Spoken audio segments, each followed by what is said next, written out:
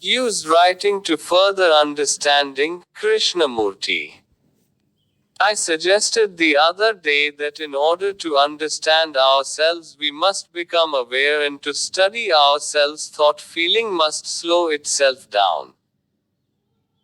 If you become aware of your own thinking feeling, you will perceive how rapid it is, one disconnected thought feeling following another, wandering and distracted.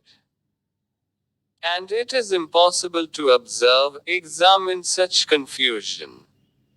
To bring order and so clarity, I suggested that every thought feeling be written down. This whirling machinery must slow itself down to be observed, so writing every thought feeling may be of help. As in a slow motion picture you are able to see every movement, so in slowing down the rapidity of the mind you are then able to observe every thought, trivial and important. The trivial leads to the important, and do not brush it aside as being petty. Since it is there, it is an indication of the pettiness of the mind, and to brush it aside does not make the mind any the less trivial, stupid. To brush it aside helps to keep the mind small, narrow, but to be aware of it, to understand it, leads to great riches. If any of you have tried to write as I suggested a couple of weeks ago, you will know how difficult it is to put down every thought and feeling. You will not only use a lot of paper, but you will not be able to write down all your thoughts, feelings, for your mind is too rapid in its distractions. But if you have the intention of putting down every thought feeling, however trivial and stupid, the shameful and the pleasant, however little you may succeed at first, you will soon discover a peculiar thing happening. As you have not the time to write every thought feeling, for you have to give your attention to other matters, you will find that one of the layers of consciousness is recording every thought feeling. Though you do not give your attention directly to write down, nevertheless you are inwardly aware, and when you have time to write again, you will find that the recordings of inward awareness will come to the surface. If you will look over what you have written, you will find yourself either condemning or approving, justifying or comparing.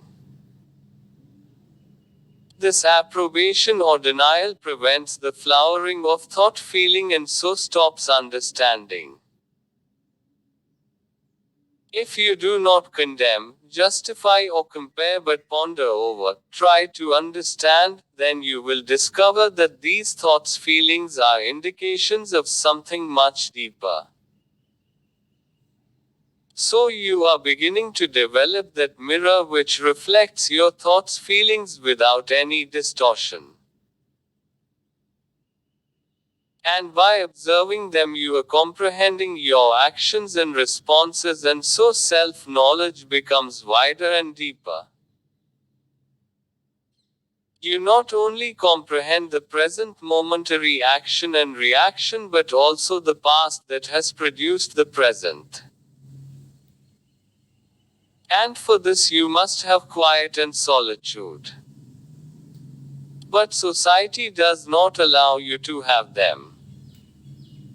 You must be with people, outwardly active at all costs. If you are alone, you are considered antisocial or peculiar, or you are afraid of your own loneliness.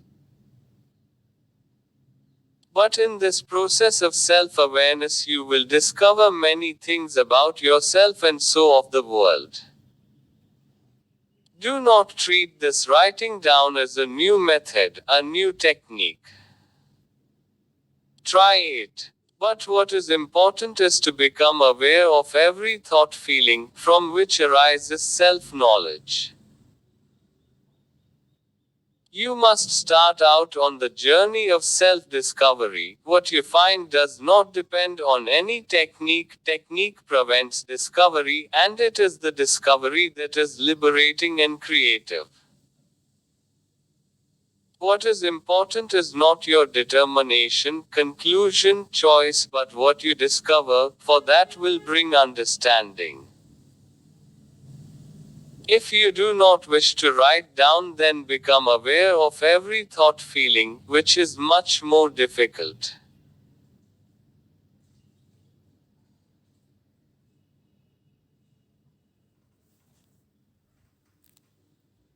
Become aware, for example, of your resentment if you have any.